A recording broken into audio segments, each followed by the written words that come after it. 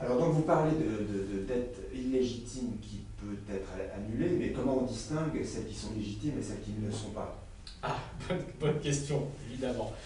Alors, ce qu'il faut entendre par une dette légitime, c'est une dette qui a été contractée par un gouvernement dans un but d'intérêt général pour financer des dépenses publiques ou des investissements publics dans un cadre démocratique, dans le cadre d'un programme qui a été validé par des électeurs, etc.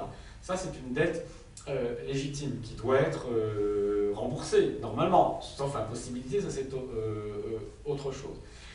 Alors que la dette illégitime est une dette qui aura été contractée, non pas à des fins d'intérêt général, car la vocation des gouvernements c'est d'intervenir pour l'intérêt général, mais, et donc dans le cas en particulier, soit évidemment de dictature, là on parle même de dettes odieuses, qui ont exploité les fonds publics à des fins parfaitement odieuses, mais même en dehors du cadre de la dictature, pour des gouvernements, comme c'est le cas par exemple en Europe et en France depuis des années, qui utilisent délibérément les déficits publics, qui créent délibérément des déficits publics, non pas pour financer des biens utiles à tous, mais pour distribuer de l'argent aux riches, pour faire des cadeaux fiscaux aux détenteurs des revenus financiers ou des plus hauts revenus.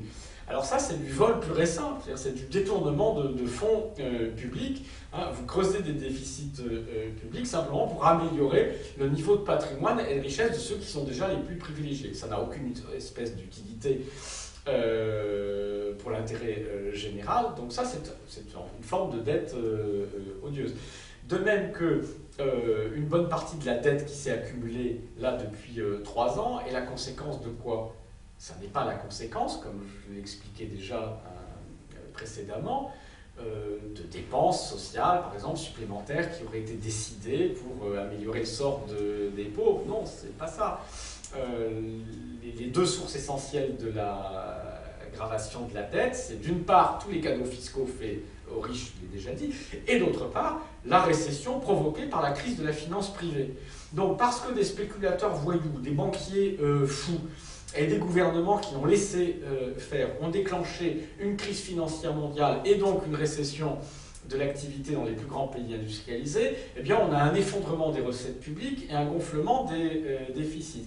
Comme par ailleurs, on ne peut pas laisser la totalité du système bancaire s'effondrer, les États doivent intervenir pour les soutenir, les aider, etc., c'est à nouveau rebelote les contribuables qui sont mis à contribution. Autrement dit, on a transformé une crise de la dette privée en crise de la dette publique. Alors que dans l'immédiateté de la crise de court terme, on soit obligé à certaines interventions pour éviter la catastrophe financière, c'est une évidence. Mais ensuite, quand vous êtes dans le règlement du problème, eh bien vous devez discerner et dire que puisque cette dette vient très largement en fait d'une crise de la finance privée déclenchée par la spéculation privée, honnêtement, elle ne peut pas être mise à la charge des peuples. Donc elle est largement illégitime. Donc, au lieu du triple A qu'on nous impose aujourd'hui, et qui se résume à austérité, plus austérité, plus austérité, nous devons imposer le triple A des citoyens, et le triple A des citoyens, c'est l'audit de la dette publique, l'annulation et l'autre politique. Voilà. Qui sera d'ailleurs le titre d'un livre dont je ne suis pas l'auteur, pour une fois, mais dont je suis l'éditeur. Je suis très content d'avoir trouvé ce titre d'un petit livre qui sortira prochainement, publié par Damien Millet et Eric Toussaint, qui, comme vous le savez, s'occupe du comité pour l'annulation de la dette du tiers-monde.